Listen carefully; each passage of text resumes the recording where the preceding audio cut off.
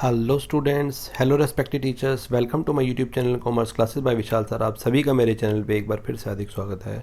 बच्चों, आज हम class 12th subject business studies, इसको हिंदी में व्यावसायिक अध्ययन कहते हैं, इसमें चैप्टर सेकंड कह लीजिए, यूनिट सेकंड कह लीजिए, प्रिंसिपल ऑफ मैनेजमेंट, ये पढ़ेंगे और इसका भी पार्ट सेकंड पढ़ेंगे।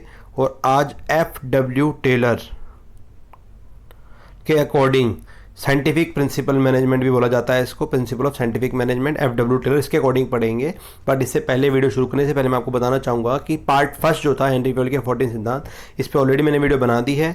आपने अगर वो नहीं देखी तो आप ज़रूर देखिए। और यूनिट फर्स्ट पे भी प्रबंध के अर्थ और सिग्निफिकेंस, उस पर भी वीडियो बनी हुई है पार्ट सेकंड में, वीडियो के एंड में उसका लिंक मिल जाएगा। और इंग्लिश मीडियम में भी मैंने वीडियो ना रखी है, बट स्पेशली ये गवर्नमेंट स्कूल के स्टूडेंट के लिए है। तो आइए आज हम पार्ट सेकंड F.W. टेलर के जो सिद्धांत हैं उसको पढ़ते हैं बिना समय खराब किए। आइए पढ़ाई की ओर चलते हैं। ये है F.W. टेलर का पूरा नाम था, ठीक है।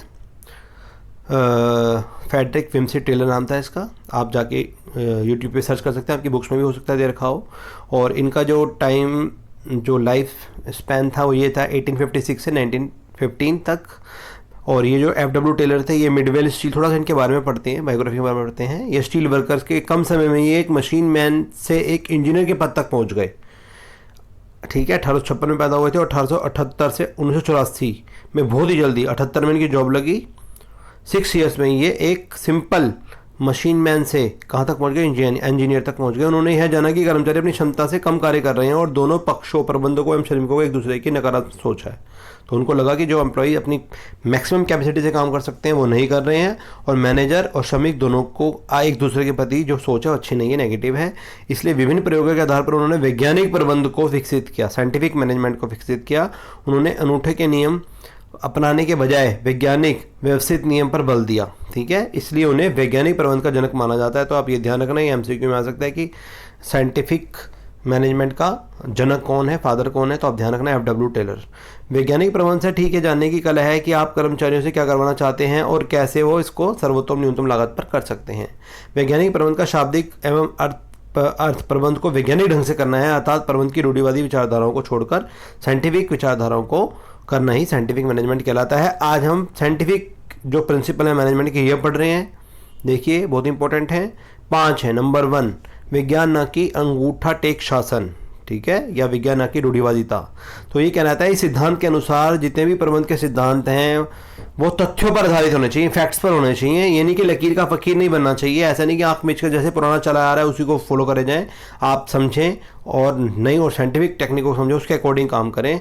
तो इसलिए जो भी प्रत्येक कार्य करना है आपको वैज्ञानिक जांच पर आधारित होना चाहिए, न कि अंतर्दृष्टि और निजी विचार पर। तो ये कह रहा है science is not a rule of thumb, लकीर का फकीर नहीं बनना चाहिए, परंपरागत धारणाओं को ही आंख मीच के फॉलो नहीं करना चाहिए, साइंटिफिक तरीके से काम करना चाहिए। ये हमें टेलर जी बताते हैं। नंबर 2, सहयोग न कि टकराव, हार्मोनी से काम करना चाहिए, कॉन्फ्लिक्ट से नहीं करना चाहिए। इस सिद्धांत के अनुसार प्रबंधन श्रमिकों के विश्वास एवं समझदारी होनी चाहिए। उन्हें एक दूसरे के प्रति पॉजिटिव सोच विकसित करनी चाहिए, जिससे कि एज ए टीम काम करें, मैं की जगह हम यूज़ करें, एज ए टीम काम करें, ठीक है। तो कॉर्पोरेशन से काम करना चाहिए। खाली ये नहीं कि मैं, बॉस को हमेशा नहीं बोलना चाहिए मैंने करा है, मैंने करेगा, हमारी टीम ने करा है, हमारी मैनेजमेंट ने करा है, हमारी पूरी कंपनी ने, फर्म ने करा है, सब आपने ही करा है। इस तरह से करना चाहिए तो काम बहुत अच्छे से होता है और ऑब्जेक्टिव आसानी से प्राप्त कर सकते हैं। 3 है मानसिक क्रांति, इसको तो मेंटल इवोल्यूशन। इसके द्वारा कर्मचारियों और प्रबंधकों को एक दूसरे के प्रति सोच को बदलने पर जोर दिया गया है। मतलब एम्प्लॉइज़, जो वर्कर्स हैं, श्रमिक हैं, और जो मैनेजर हैं, दोनों को एक दूसरे के प्रति सोच बदलनी चाहिए, पॉजिटिव सोच रखनी चाहिए, जिससे संगठन में परस्पर विश्वास की भावना उत्पन्न हो सके, उत्पादन को बढ़ाया जा सके। दोनों पक्षों के लाभ बंटवारे की अपेक्षा लाभ में वृद्धि की बात सोचनी चाहिए, ठीक है। तो मेंटल इवोल्यूशन की जरूरत है, दोनों को माइंड को अपने अपने चेंज करने की जरूरत है।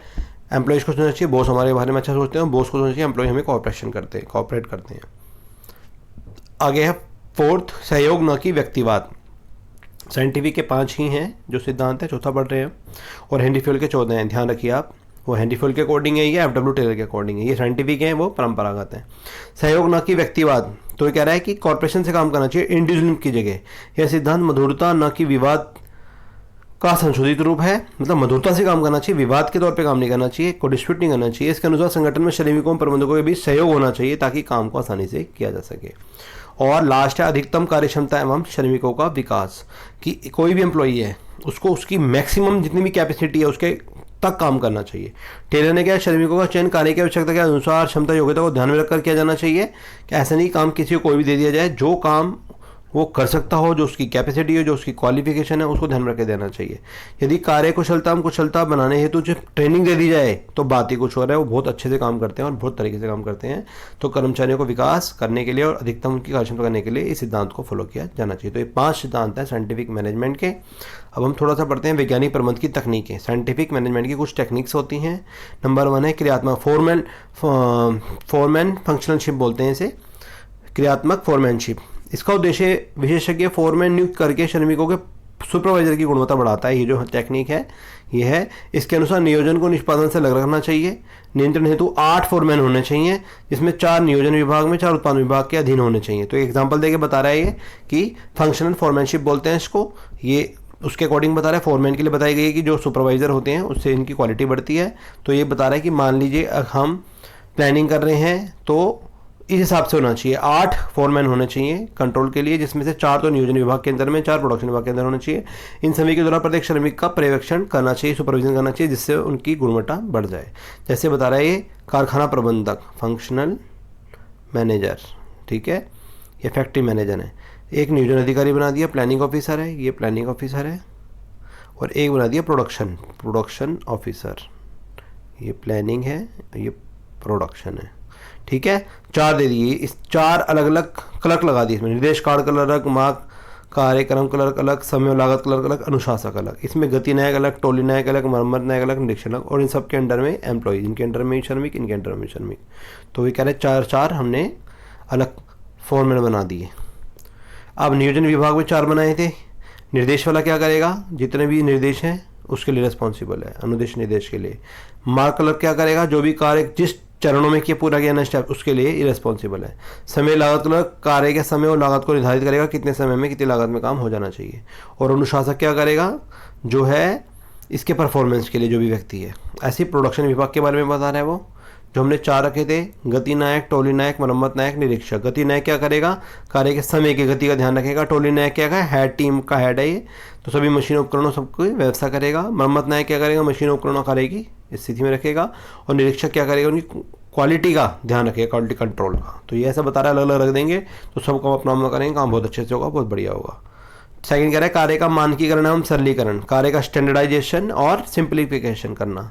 कार्य के मानकीकरण का अर्थ क्या है कि कुछ स्टैंडर्ड होते हैं, कुछ उपकरण हैं, विधियां हैं, प्रक्रियाएं, उनको अपनाकर आकार, गुण, वचन, माप आदि को निर्धारित किया जाता है कि इससे घटिया क्वालिटी का माल नहीं बनेगा, ये स्टैंडर्ड हमें फॉलो करने पड़ेंगे। इससे संसाधनों की बर्बादी कम होगी, कार्य की गुणवत्ता बढ़ेगी, कार्य की अनावश्यक विविधताओं को समाप्त करके इसे सरल बनाया जा सकता है। फिर है विधि अध्ययन। विधि अध्ययन क्या होता है, यह एक कार्य को करने की विधियों से संबंधित होता है कि एक काम को कितने तरीकों से किया जा सकता है। इसमें संपूर्ण प्रक्रिया का अध्ययन किया जाता है, जो भी सर्वोत्तम विधि होती है उसको पता लगा के उसको फॉलो करते हैं। और गति अध्ययन वाले क्या करेंगे, गति अध्ययन में हम क्या करेंगे, इसके अंतर्गत श्रमिकों की गतिविधियों का अध्ययन किया जाता है, ताकि अनावश्यक जो अनयूजफुल, जो इतनी इंपॉर्टेंट नहीं है, लेस इंपॉर्टेंट है, उनको रोक दिया जाए, ताकि समय की बर्बादी रुक जाए, कार्य क्षमता डेवलपमेंट हो जाए। फिर समय अध्ययन करते हैं। इसमें समय अध्ययन में देखना पड़ता है, यह तकनीक कार्य को करने में लगने वाले मानक समय का निर्धारित करती है कि एक किसी भी पर्टिकुलर काम को करने में कितना स्टैंडर्ड टाइम लगेगा। इसका उद्देश्य श्रम लागत का अनुमान लगाना, वांछित श्रमिकों की संख्या का निर्धारण करना, उपयुक्त प्रेरणा का योजना बनाना, ये सब काम इसमें आते हैं। फिर है थकान अध्ययन। थकान अध्ययन में फैटिग स्टडी होती है। फैटिग स्टडी में देखा जाता है कि एक एम्प्लॉई को कितने टाइम बाद, लगभग 3-4 घंटे बाद कितना मध्यांतर देना चाहिए, कितना टाइम गैप देना चाहिए, कितना ब्रेक देना चाहिए, ताकि वो रिफ्रेश हो, दोबारा ढंग से काम करेंगे। इसलिए 8 घंटे या 9-10 घंटे की नौकरी में हमेशा आधे 1 घंटे का ब्रेक दिया जाता है, ताकि 4 घंटे जब आप बहुत काम करके फैटिक हो जाते हैं, उसके बाद आप रिफ्रेश होते हैं, थोड़ा सा खाना वाना खा के इधर रेस्ट करके, उसके बाद आप दोबारा अच्छे से काम करते हैं। तो इसको फैटिक अध्ययन बोला जाता है। ये भी बोला है, इसमें देखना पड़ता है।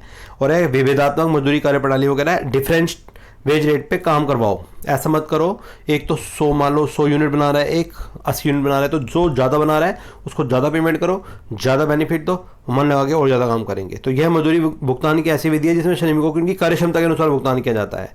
इसमें एक स्टैंडर्ड निर्धारित कर दिया जाता है, कोई उतना या उससे ज़्यादा काम जो करता है उसको फिर ज़्यादा पेमेंट की जाती है, और जो स्टैंडर्ड से कम काम करता है उसको कम की जाती है। फॉर एग्जांपल पढ़ते हैं, मान लो कि 10 स्टैंडर्ड है कि 10 यूनिट बनानी है, और 10 पे जो बनाता है उसे 50 रुपये प्रति यूनिट दिया जाता है। या जो 10 या 10 से ज़्यादा इकाई को बनाएगा, ठीक है, उसे 40 रुपये, और जो 10 से कम बनाएगा जो 10 या 10 से ज़्यादा बनाएगा उसे 50 रुपये, जो 10 से कम बनाएगा उसे 40 रुपये मिलेंगे, ये बता दिया गया। तो श्रमिक ने 11 यूनिट बनाई, 10 से एक ज़्यादा, तो उसको 11 गुणा 50 ये दी गई, ठीक है, क्योंकि 50 रुपये पर यूनिट थी, और 10 से ज़्यादा बनाई तो 50 मिल रही है। और श्रमिक बी ने 9 बनाई है, 10 से कम बनाई है, तो उसको 40 के हिसाब से दी जाएगी कम। तो 4 9 36 360 इसका हो गया, और 11 पंजे 55 550 इसका हो गया। तो ऑब्वियस है कि जो पहले वाला था जिसने एक स्टैंडर्ड यूनिट से ज़्यादा बनाई थी उसको ज़्यादा पेमेंट मिल रही है, और जिसने कम बनाई थी कम। इससे मोटिवेशन होगा, एम्प्लॉय मिलकर खूब लगन से काम करेंगे। अब हम जो हमने पीछे टेलर और फ्यूल के जो प्रिंसिपल्स पढ़े थे, इंपॉर्टेंट है ये काफ़ी टॉपिक, उन दोनों में हम डिफरेंस पढ़ेंगे, कंपैरेटिव स्टडी पढ़ेंगे, टेलर और फ्यूल। FW टेलर के जो 14 प्रिंसिपल्स थे वो साइंटिफिक मैनेजमेंट वाले, ये वाले फ्यूल के ये हैं, और ये ट्रेडिशनल हैं, ठीक है, ये 5 हैं, और ये वो हैं, ये फ्यूल के अकॉर्डिंग है, और ये टेलर के FW टेलर के अकॉर्डिंग, ये हेनरी फ्यूल के अकॉर्डिंग, सॉरी थोड़ा सा कन्फ्यूजन हो गई, हेनरी फ्यूल के अकॉर्डिंग 14 है और टेलर के अकॉर्डिंग 5 है, ठीक है। एक ट्रेडिशनल है, एक साइंटिफिक है, इन्हीं के बारे में हम पढ़ रहे हैं। देखो पढ़ते हैं, टेलर और फ्यूल के एक सिद्धांत दूसरे के पूरक हैं, कॉम्प्लीमेंट्री हैं, दोनों को तुलनात्मक अध्ययन बता रहा है, कंपैरेटिव स्टडी, दोनों एक दूसरे के पूरक हैं, कॉम्प्लीमेंट्री हैं। अब ये तो बता रहा है कैसे पूरक है, मतलब एक दूसरे से जुड़े हुए हैं कैसे। दोनों ही प्रत्येक कार्य के व्यवहारिक पक्ष पर बल देते हैं, दोनों ही अच्छे संबंधों पर बल देते हैं, दोनों का मुख्य उद्देश्य एफिशिएंसी को बढ़ाना है, और दोनों का मुख्य उद्देश्य व्यक्तिगत हित की बजाय संगठन के हित पर ज़्यादा ध्यान देना है। लेकिन कुछ डिफरेंस भी हैं इनमें, अब वो डिफरेंस हम पढ़ रहे हैं, कुछ मतभेद हैं। क्या डिफरेंस है, ये रहा, ये बेसिस हो गया, ये टेलर का हो गया FW टेलर, ये फ्यूल के अकॉर्डिंग हो गए, ये फ्यूल वाले 14 प्रिंसिपल हो गए, और ये FW टेलर वाले जो 5 साइंटिफिक प्रिंसिपल हैं वो हैं, बेसिस पे पढ़ रहे हैं, दोनों में डिफरेंस पढ़ रहे हैं। नंबर 1 संदर्भ, टेलर ने अपने सिद्धांत तथा तकनीकें निम्न स्तर को ध्यान में रख के बनाए गए हैं। टेलर ने जो बनाए हैं वो निम्न स्तर, लोअर लेवल के लिए बनाए हैं, जबकि फ्यूल ने जो बनाए हैं वो उच्च स्तर को ध्यान में रख के बनाए गए हैं। ये हायर लेवल के लिए हैं फ्यूल के सिद्धांत, और जबकि टेलर के निम्न स्तर पर है। दूसरा, टेलर ने श्रमिकों की उत्पादकता को बढ़ाने पर ध्यान केंद्रित किया, उन्होंने कहा श्रमिकों की प्रोडक्टिविटी पे ध्यान दो, टेलर ने बोला था। जबकि फ्यूल ने संगठन के कुछ प्रशासन पर ध्यान देने को बोला है कि प्रशासन पे ध्यान दिया जाए, एडमिनिस्ट्रेशन पे ही। नंबर 3, आदेश की एकता, जो हमने पढ़ा था कि एक समय में एक बॉस से एक एम्प्लॉय को आदेश मिलना चाहिए। टेलर ने सिद्धांत का अनुसरण नहीं किया और कार्यात्मक फॉर्मैनशिप पर बल दिया, उसने फंक्शनल फॉर्मैनशिप पर बल दिया था, जो हमने पीछे टॉपिक पढ़ा था। जबकि फ्यूल ने इस सिद्धांत का अनुसरण किया था, यस, इस सिद्धांत को फॉलो किया, इसने फॉलो नहीं किया, नो। आगे कह रहा है 4th, लागू होना, टेलर की तकनीकें हम लोचशील हैं तथा इन्हें विशेष स्थितियों में लागू किया जा सकता है, ठीक है, ये फ्लेक्सिबल है, इन्हें लागू किया जा सकता है। फ्यूल के सिद्धांत अधिक लोचशील होते हैं, अच्छा टेलर की तकनीक्स बता रहा था वो, और ये कह रहा है फ्यूल के सिद्धांत अधिक लोचशील होते हैं तथा ये सार्वभौमिक रूप से सब जगह अप्लाई होते हैं। कहाँ लागू होते हैं बता रहे हैं। आगे कह रहा है नंबर 5th, व्यक्तित्व, टेलर एक वैज्ञानिक थे, उन्होंने वैज्ञानिक प्रबंध के जन्मदाता के रूप में जाना जाता है, वैज्ञानिक साइंटिफिक मैनेजमेंट के जन्मदाता के रूप में टेलर को जाना जाता है, जबकि सामान्य प्रबंध के जन्मदाता के रूप में हेनरी फ्यूल को जाना जाता है, ठीक है। पर्सनैलिटी हो गई, व्यक्तित्व। मानव तत्व, मानवीय तत्व या मानव तत्व, टेलर ने मानव तत्व की तुलना में उत्पादन की वृद्धि को अधिक महत्व दिया है, ठीक है। मानव के तत्व को इतना ह्यूमन को इंपॉर्टेंस नहीं दे रहा, वो प्रोडक्शन को दे रहा है। फ्यूल ने पहल क्षमता, समता, कार्य क्षमता में मानव तत्व को महत्व दिया, इसने तो महत्व दिया है, इसने इतना महत्व नहीं दिया, इसने प्रोडक्शन को ज़्यादा दिया है। नंबर 7, वर्णन, टेलर के योगदान को वैज्ञानिक प्रबंध के रूप में व्यक्त किया गया, इसको साइंटिफिक मैनेजमेंट बोला जाता है। फ्यूल के योग्यता को प्रशासन की सामान्य विचारधारा में व्यक्त किया है, इसको प्रशासन की सामान्य विचारधारा माना जाता है। नंबर 8, रचना का आधार, टेलर का कार्य विभिन्न अवलोकन और परीक्षणों पर आधारित होता है, ऑब्जर्वेशन और एक्सपेरिमेंट पे, जबकि फ्यूल के सिद्धांत पर्सनल जो एक्सपीरियंस है उन पर आधारित हैं। तो इसी के साथ ये यूनिट 2nd चैप्टर की ख़त्म होती है। 2 वीडियोज़ मैंने टोटल बनाई थी, आई होप आपको अच्छी लगी होगी, लगे तो इसको लाइक करें, शेयर करें, और मेरे चैनल को सब्सक्राइब करें, और साथ में लगा बेल आइकन जरूर प्रेस करें, ताकि आने वाली इसी इन्फॉर्मेटिव सब्जेक्टिव वीडियो, DOE के सर्कुलर वाली वीडियो आप तक पहुंच सके। आपके इन्फॉर्मेशन के लिए बता दूं, मैंने अकाउंटेंसी में बहुत सारी वीडियोस बना रखी हैं, उनके लिंक्स आपको इस पे या चैनल में प्लेलिस्ट में जाके मिल जाएंगे। ऐसी बिजनेस स्टडी है, हिंदी मीडियम जो है स्पेशली गवर्नमेंट स्कूल स्टूडेंट्स के लिए है, तो ज़्यादा से ज़्यादा से शेयर करें, आपको अच्छी लगे तो गवर्नमेंट स्कूल के बच्चों में ज़्यादा करें। और इंग्लिश मीडियम की भी बना रखी हैं, उसके लिंक्स आपको मिल जाएंगे। और इसके साथ आपका इस चैनल और इस वीडियो दोनों को देखने के लिए बहुत बहुत